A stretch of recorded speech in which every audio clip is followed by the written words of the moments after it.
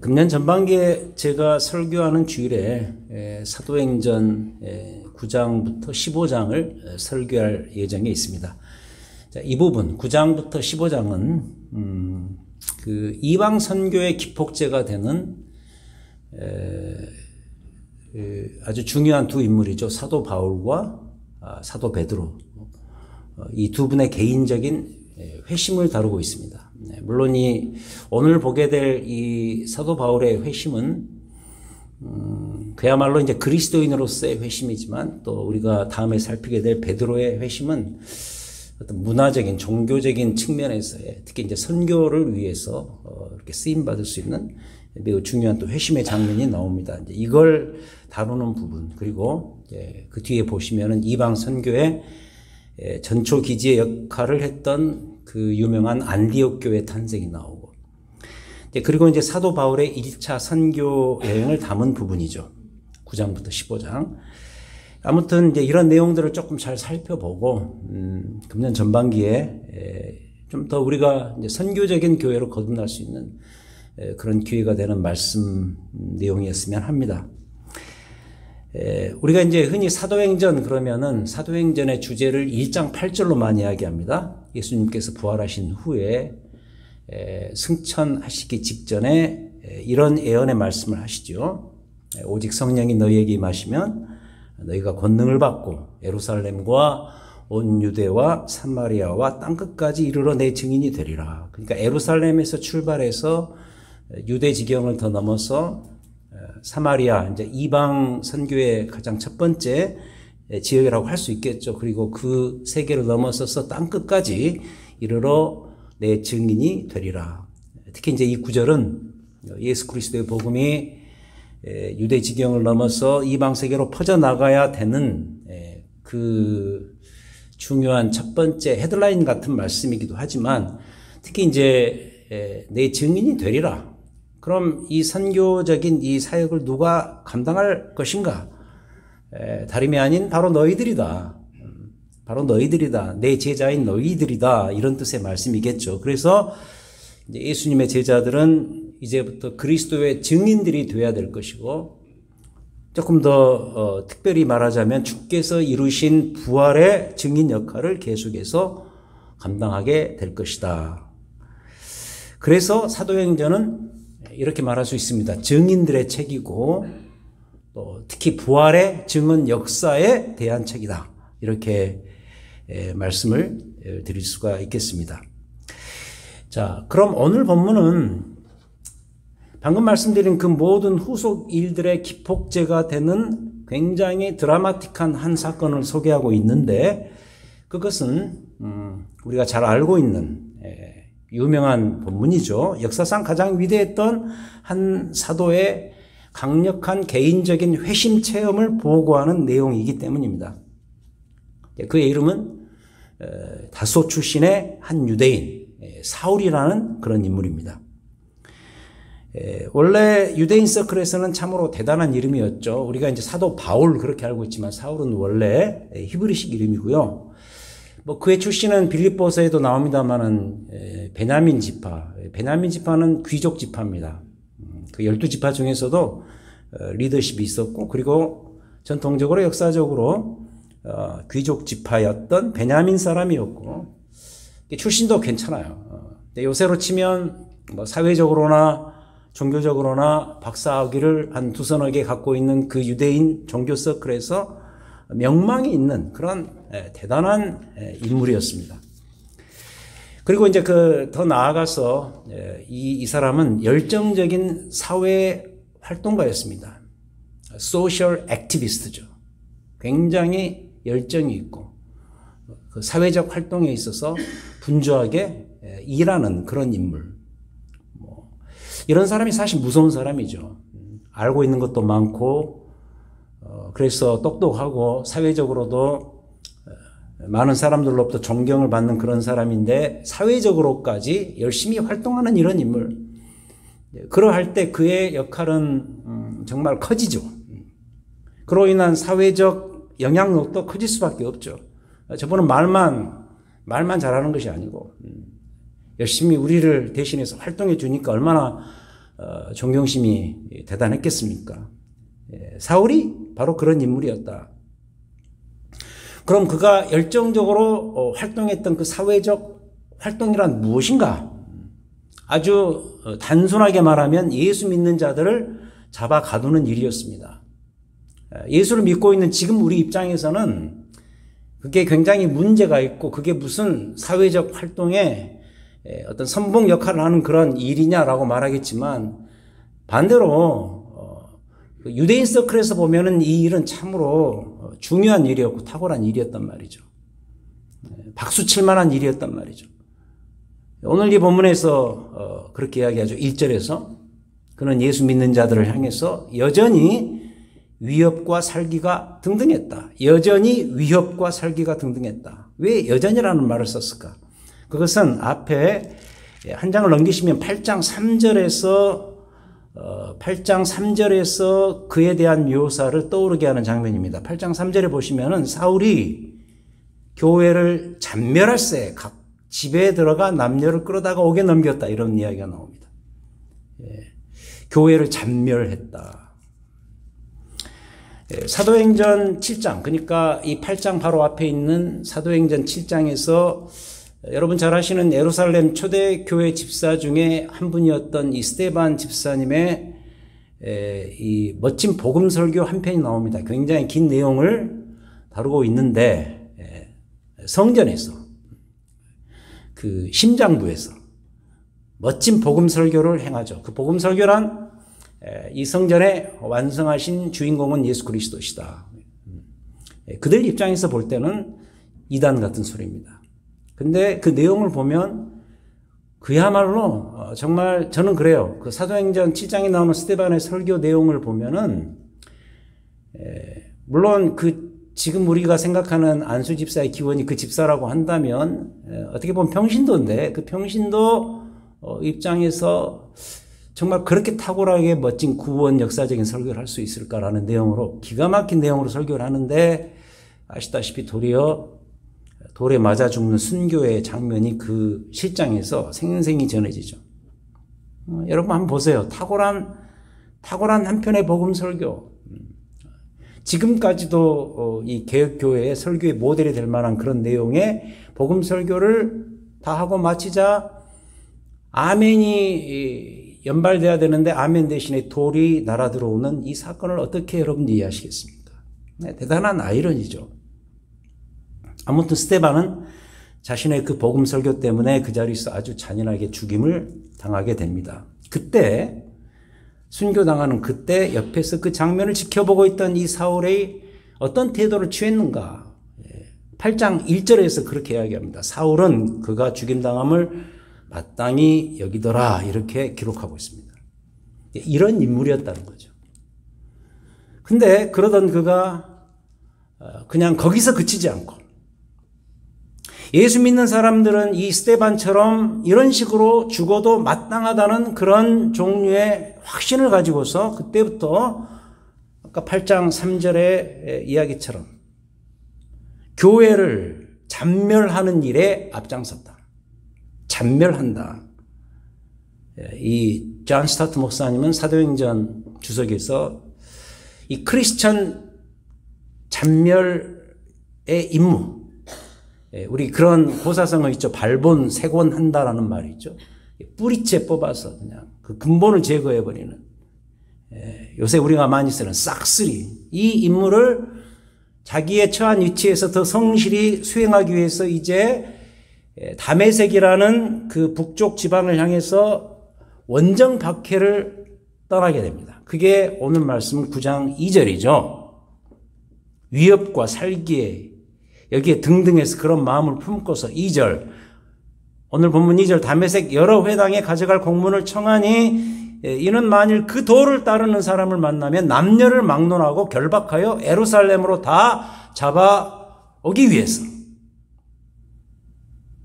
이 잔멸을 존 스타트 목사님 그래서 짐승의 야수성을 가졌던 사울이다. 여러분 그 굶주린 맹수가 그 자기의 먹이를 찾기 위해서 야수적으로 변하면서 그의 모든 능력을 동원해서 짐승을 포획해서 그 굶주린 배를 채우려고 하는 그런 의미의 단어가 이 잠멸이라는 단어의 의미다. 그런 마음을 품고 다메섹이라는 데까지 원정 박해를 떠나는 이 사울. 그런데 그랬던 그가 이 상황에서 자기가 밖에 있던 예수를 만나버리고 만다는 거죠. 자, 이와 같이 우리가 경험하는 구원도 어떤 강력한 회심 체험을 전제로 합니다. 회심. 영어로 conversion 그런 말을 쓰죠. 한 사람의 삶의 태도의 전격적인 전향을 의미하는 그런 단어이죠. 그래서 조나단 웨도스 목사님은 이 회심의 체험을 굉장히 중요시 여기는 신학자입니다. 예를 들자면 A에서 B로 삶의 각도를 방향을 완전히 비트는 것을 의미하죠. 이 A와 B는 서로 완전히 다른 지점입니다. 완전히 다른 방향입니다. 180도 전향이라는 그런 말이 있지 않습니까? 사울의 변화가 바로 그런 거였습니다. 그래서 사울의 이 경우를 놓고 볼 때 그의 과거의 A는 무엇인가? 그건 예수 밖이었습니다. 그렇다면 그가 방향을 완전히 틀어버린 그 B 지점은 그 반대인 예수 영접입니다. 그러니까 예수를 박해했던 자가 이제 예수를 전하는 자로 완전히 바뀌게 된 것이죠. 자, 그럼 이 시간에 여러분 개인 스스로에게 한번 물어보죠. 스스로에게 한번 질문해 보시기 바랍니다. 과연 나의 회심 체험은 어떤 거였는가? 여러분의 과거의 A는 어디였는가? 나의 지금의 B가 사울의 그것처럼 예수와 함께 살고 예수를 전하는 것이라면, 사울이 예수를 믿고 회심 체험을 한 이후에 그의 인생사에 대한 개인적인 고백을 볼 수 있는 그런 장면들이 그가 쓴 여러 편지들에서 우리가 볼 수 있는데, 그것은 그의 인생의 원칙과 방식이 완전히 달라졌는데, 그것은 뭐죠? 예수 안에서 살고 예수 그리스도를 증거하고 그리스도의 십자가 안에서 인생의 모든 정체성을 새롭게 규명하는 것이 그의 인생의 변화된 이유의 본질인데, 만약 여러분들께서도 크리스찬이라는 타이틀을 가지고 개인적으로 살아가면서 이 시대 속에서 교회에 출석하고 예배를 드리고 I'm a Christian, 나는 그리스도인다라는 이 고백을 이 미국 땅에서 이 지역에서 갖고 살아가신다면, 그게 여러분의 인생에 변치 못할 중요한 인생의 주제라고 한다면, 한번 이 시간에 이 기회에 여러분의 과거의 그 A의 모습은 어떤 거였는가? 사울의 회심 체험을 보면서 다시 한번 나의 그 지점을 돌아볼 이유가 있다고 저는 봅니다. 그래서도 저는 여기서 제 신뢰를 들지 않을 수가 없는데, 뭐 자주 드리는 말씀이지만 저는 어머니 뱃속에서부터 교회를 다녔기 때문에 사울의 체험처럼 어떤 드라마틱한 장면은 없습니다. 그러나 분명한 것은 제게도 전격적인 전향의 경험이 있다는 거예요. 어릴 때부터 교회를 다녔는데도 제 과거의 A의 모습을 되돌아본다면 그때 제 모습은 이런 거였습니다. 마음속에 항상 어떤 그늘이 있었어요. 비록 어린 나이였지만 항상 회의감에 빠졌고, 그러다 보니까 세상을 바라보는 시선이 매우 부정적이었습니다. 저희 집안은 문과적인 집안이었거든요. 저희 아버님이 학교에서 교육편을 잡으셨는데 그 전공이 국어였고 한문이었고, 그 지역에서 시를 쓰시는 동시 시인이셨고, 별로 생산적이지를 못해요. 오늘처럼 이렇게 천장에서 구멍이 나가지고 이렇게 물이 확 쏟아지면 어떻게 할까 생각만 하는 그런 집안이에요, 저희 집은. 누가 나서지를 못해요. 재주도 없고 관심도 없고, 비가 또 오면 또 마치 뭐 이런 분위기? 그죠? 그러다 보니까 이 생각만 있고 말을 잘하고 뭐 글을 쓰고 이런 쪽으로 이제 전 집안이 좀 그런 분위기로 가다 보니까 회의감에 많이 빠지는 그런 분위기, 부정적이고 비판적이고, 그러면서 이제 제 속으로 사회적 성공과 존경을 얻는 것에 대한 열망, 그걸 얻으려면 또 부자가 돼야 되겠다, 이런 것에 대한 강력한 소망이 있었죠. 그러다 보니까 적어도 생각 차원에서는 얼마나 교만했는지 몰라요. 그리고 기회가 되면 그것을 사람들에게 알리고 표현하면서 내 자신이 참 대단한 인물이라는 것을 증거하고 싶은 그런 것에 이렇게 쑥 빠져 있었던 그러한 삶. 그러나 예수께서 내 인생에 침입하신 후에 굉장히 중요한 이야기인데 제 가치관이 달라지기 시작했습니다. 가치관은 다른 말로 표현하면 뷰포인트 아닙니까? 세상을 바라보는 세계관, 시선이 많이 달라졌고, 그게 이제 저의 강력한 회심 체험이라고 말할 수가 있습니다. 그러고 목사가 되었습니다. 잘 들어보세요. 회심을 하기 위해서 목사가 된 것이 아니고 회심 후에 목사가 된 거예요.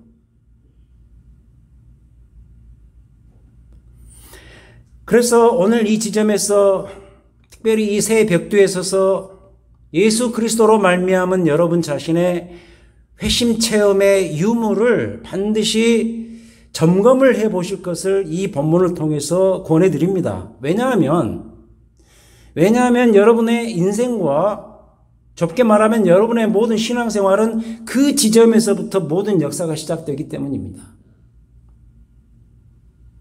회심을 위해서 여러분들이 교회를 다닐 수도 있죠. 하지만 회심을 한없이 미룰 수는 없죠.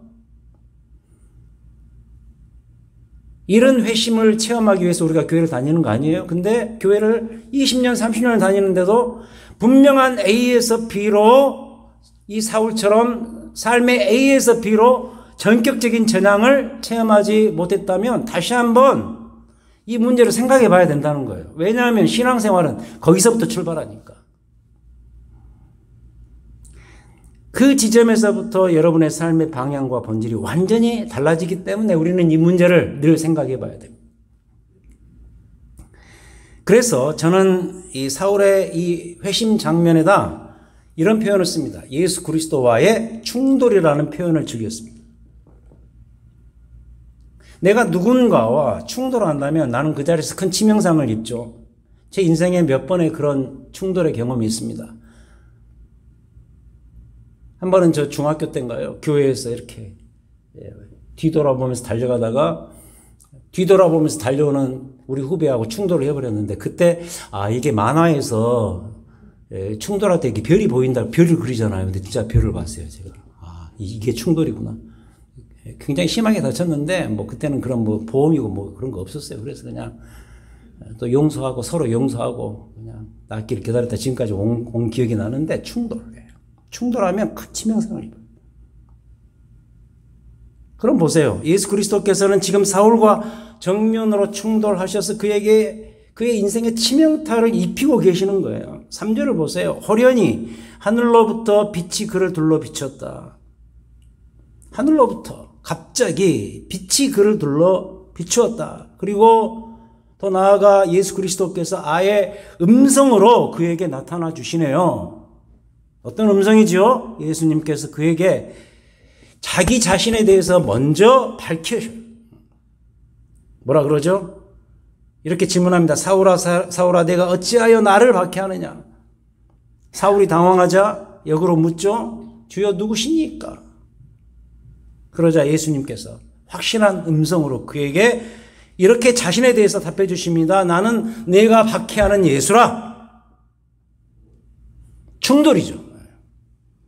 예수님이 이와 같이 사울과 완전히 충돌하시는 중이죠. 그리고 이로 인해 사도 바울의 인생이 그 자리에서 완전히 치명상 정도가 아니라 박살이 납니다. 박살이 나요. 정면 충돌을 그리스도와 함으로 인해서 완전히 박살이 나고 있는 중입니다. 그게 오늘 이 본문의 장면입니다. 물론 저는 그래요. 이 충돌의 장면이 우리 모든 그리스도인들의 어떤 회심 체험의 교과서적인 모본이 될 필요는 없다고 봐요. 어느 누구든 그리스도인이라면 과거에 또는 현재 이런 식의 드라마틱한 장면을 경험해야만 그의 회심이 진짜 회심 체험이다. 이렇게는 말할 수 없다는 사실이죠. 여러분, 그 구원파라는 이단이 있습니다. 그들의 문제가 뭐냐면 그들은 이런 사고를 가지고 있습니다. 그들과 얘기를 하다 보면은 꼭 이렇게 물어요. 당신이 거듭났다면 몇 년, 몇 월, 며칠, 몇 시에 그 거듭남의 시점을 밝혀라. 그 일이 과연 있었는가? 이런 식의 유도 질문을 하죠. 결국 밝히지 못하는 경우가 많습니다. 그럴 때 당신에게는 구원이 이루어지지 않았다. 이렇게 말할 것이고, 그리고 결국은 자기들이 말하는 구원론을 받아들여야만 참 구원이 이루어진다. 이런 방향으로 이끌고 갑니다. 그들의 관점에서 본다면 여러분의 목사인 저도 구원을 못 받았을 수도 있어요. 전에도 가끔 말씀드렸습니다만 저는 모태신앙인이기 때문에 그 시점을 확인하기가 힘들어요. 굳이 말하라면 제게는 그 시점이 중고등학교 때 열심히 참석했던 교회 부흥집회 현장이 아니었을까. 오늘 이 자리에서 예수를 믿기를 원하시는 분들은 자리에서 일어서십시오. 유난히 그 7, 80년도 이때는 이 일이 많았어요. 일어서십시오. 일어서시기를 결단하시면 제가 여러분을 위해서 기도하겠습니다. 이것의 필요성에 대해서 많은 신학적인 논란이 지금도 있습니다만은 그 빌리 그레함 그 목사님의 영향이 크죠, 사실. 대부분의 부흥 집회는 이런 요청을 했죠. 그때 저는 아무튼 그 자리에서 기회만 되면 벌떡벌떡 일어났거든요. 그 날짜와 그 시간을 그런데 밝히라고? 말이 안 돼요. 알 수가 없어요. 그러나 분명한 것은 하나 있습니다. 이게 중요합니다. 그때 그 시점은 제가 잘 모르겠지만 언젠가 제 자신을 보니까 제가 예수를 믿고 있더라는 거예요. 그토록 완고했던 고집쟁이가 그리스도께 순종하는 자로 바뀌어져 가고 있더라는 거예요. 진짜로 분명한 것은 그 일이 제 스스로의 결단으로 되었다기보다는 오늘 본문에서 하나님께서 그리스도를 통해 사울에게 행하셨던 이 모습처럼 하나님 자신의 그 주권적인 역사로서 저의 이 김승이라는 사람의 변화에 이 모습이 가능했다는 점을 확신하는 저를 보게 되었어요.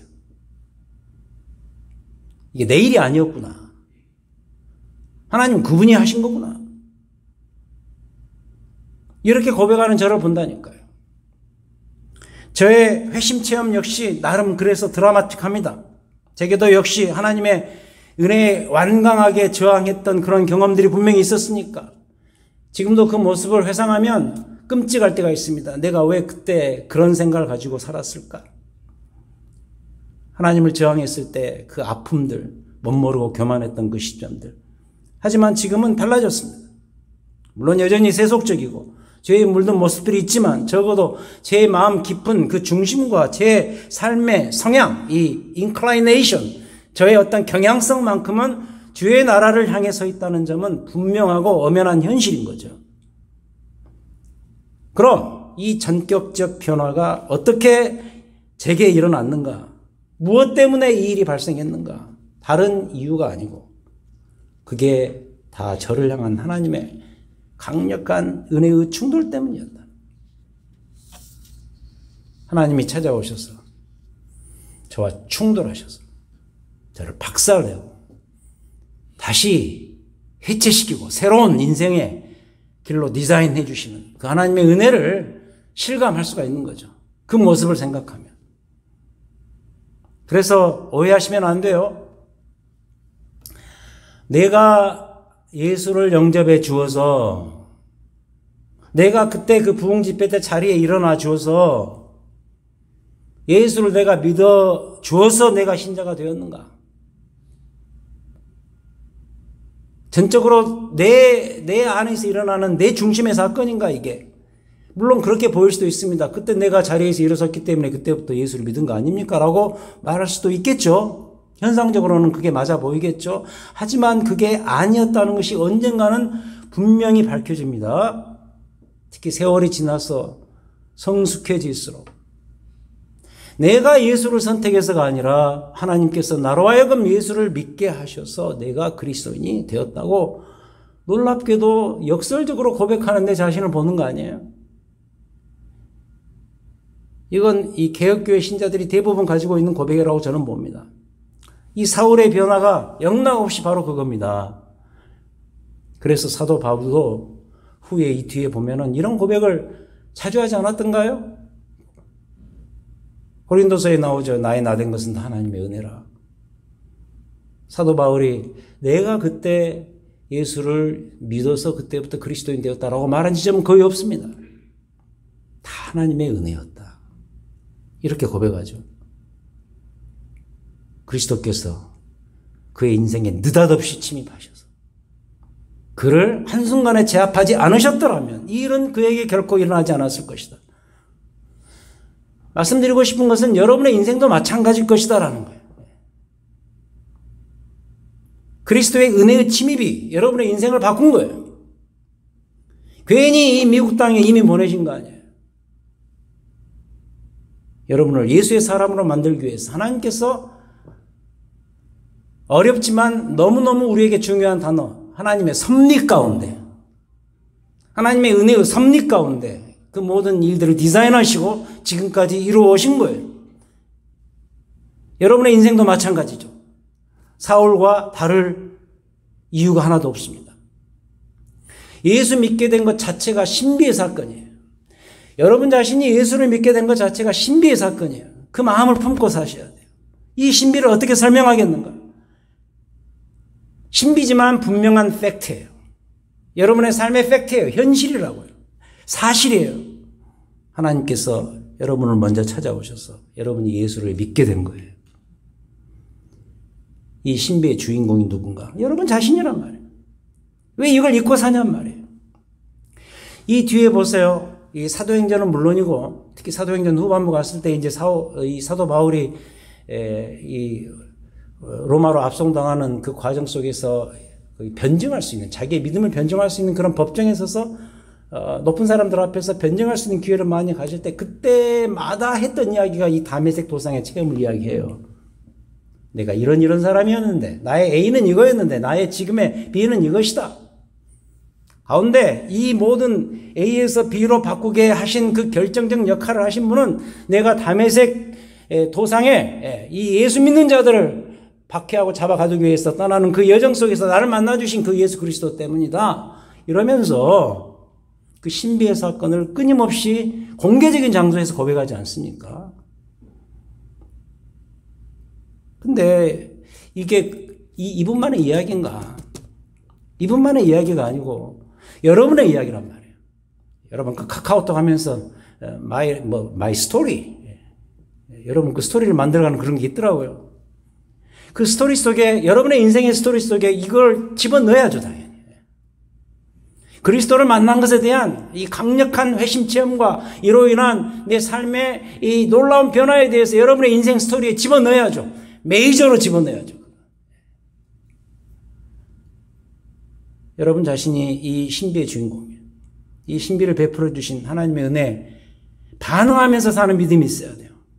어떻게 반응하시겠어요? 저는 다른 길이 없다고 봐요. 그렇게 이루신 분을 찬양하고 그분께 감사하는 길 외에는 달리 없다고 봐요.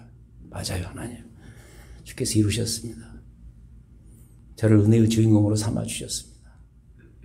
이게 있어야 돼요. 이게 있어야 여러분들이 신자로서 사는데 맥팔리는 일이 없어요. 예수 믿으면서도 항상 회의에 빠지고 이게 맞나 그러고 축 처져 살고 이게 아니고요. 이 다메섹 도상의 체험을 항상 그가 회고했던 것처럼 우리에게도 A에서 B로 인생을 바꾸신 그 하나님의 그 신비의 은혜의 사건에 도취하는 그런 자세가 있어야 된단 말이에요. 무슨 일이 벌어져도 그 자리로 돌아갈 수 있는 그 자세가 있어야 된단 말이에요. 왜요? 거기서부터 출발하니까 모든 게.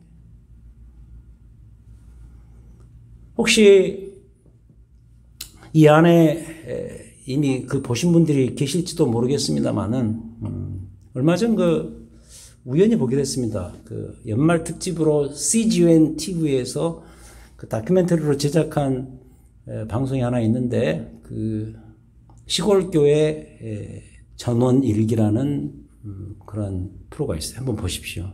CGN TV 들어가셔서 시골교회 전원 일기. 아무도 가지 않는 오지 시골에서 목회하는 몇 명의 그 시골교회 목사님들에 대한 이야기인데 참 많은 감동이 있었습니다. 이런 분들이 계시니까 우리 한국교회가 아직 살아있구나라는 느낌을 가질 수가 있었습니다.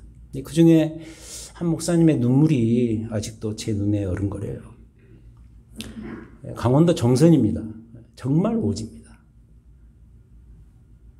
근데 그 목사님께서 거기 가서 몇 명 되지 않는 정말 그 토굴 같은 그 교회를 다시 이렇게 재정비하고 전도해서 첫 번째 세례 교인으로 얻게 된 분이 매우 연세 드신 할머니, 가족들이 멀리 떠나가 있는 외로운 할머니, 그분이 첫 세례 교인이었는데, 근데 그 할머니가 얼마 후에 치매가 되셔서 요양원에 그 읍내로 가서 요양원에 가 계시는 거예요.